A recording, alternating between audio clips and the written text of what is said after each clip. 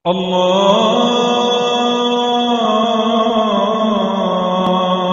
أكبر الله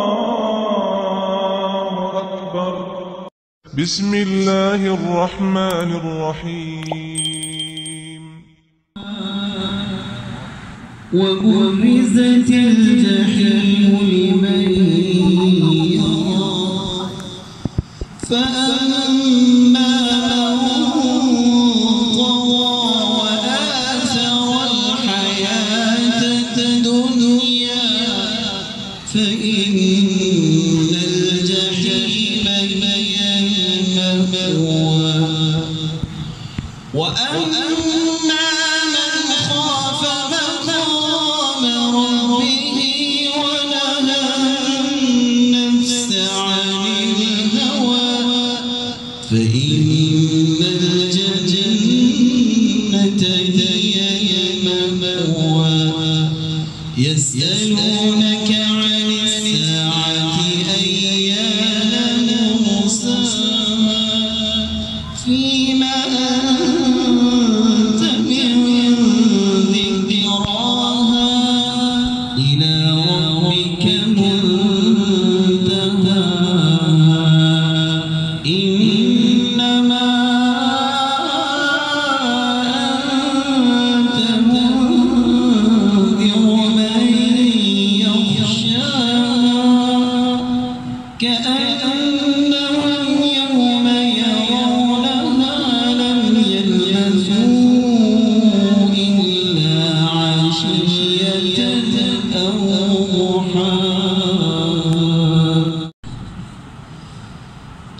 بسم الله الرحمن الرحيم.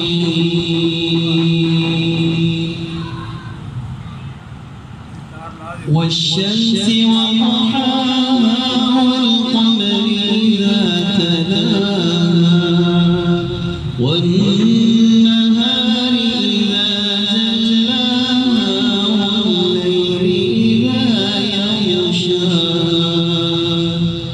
والسماء وما بناها والأرض وما طحاها ونفس وما سواها فألهمها فجورها وتقواها قد أفلح من زكاها وقد خاب من دساها كذبت ثمود بطغواها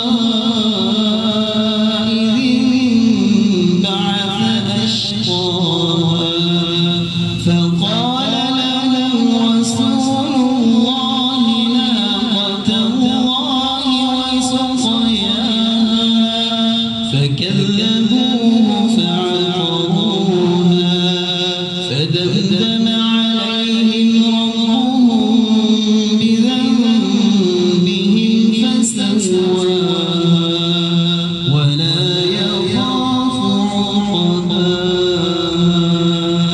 صدق الله العظيم. بسم الله الرحمن الرحيم. الحمد لله والصلاة والسلام على رسول الله أما بعد. सबसे पहले तो मैं इस प्रोग्राम के जिम्मेदारान का शुक्रगुजार हूँ जिन्होंने मुझे इस बाबरकत महफिल में दावत दी और इस बाबरकत महफिल में कुरान सुनने का मौका मुहम्मद फरमाया। मैं को लंबी चौड़ी नसीहत तो नहीं कर सकता, मैं मुकर्रर हूँ, नाम खतीब हूँ। बस यही गुजारिश करूँगा कि कुरान मजीद को दिल से पढ़ना चाहिए और दिल से पढ़ने की कैफियत कब पैदा होगी जब आप कुरान को समझ के पढ़ेंगे।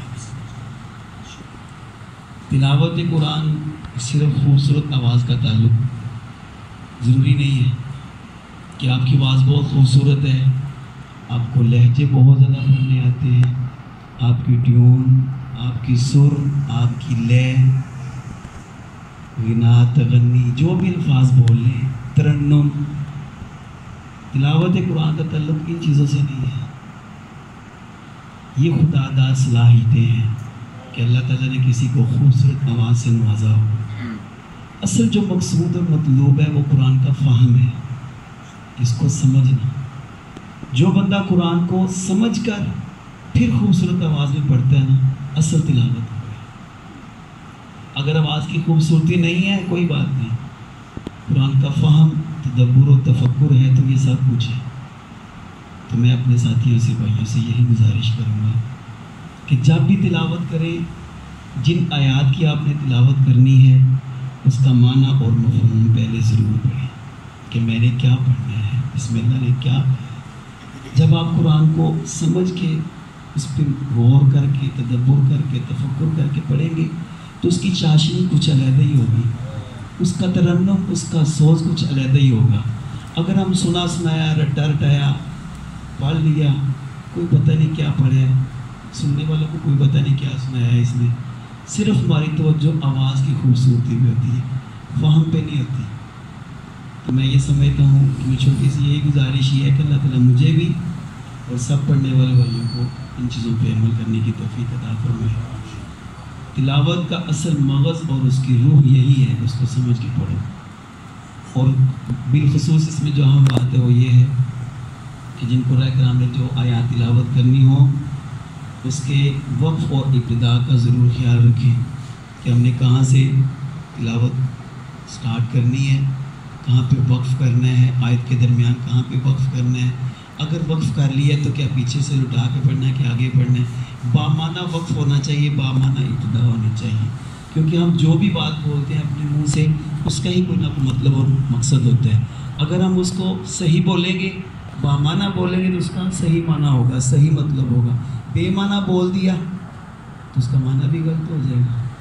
تو قرآن بھی ایک بیان ہے، اللہ تعالیٰ نے کہا ھذا بیان للناس علمہ البیان۔ تو جیسے کوئی مقرر تقریر کرتے ہوئے ان چیزوں کا خیال رکھتا ہے نا کہ میں نے اتنا جملہ بولنا ہے تو اس کا یہ مقصد ہوگا، ایسے قرآن کی تلاوت کرتے ہوئے ضروری ہے کہ ہم نے جتنا بولنا ہے اس کا با معنی ہونا چاہیے، با مقصد ہونا چاہیے۔ اللہ تعالیٰ سب سے پہلے مجھے پھر آپ سب کو عمل کرنے کی توفیق عطا فرمائے۔ السلام علیکم۔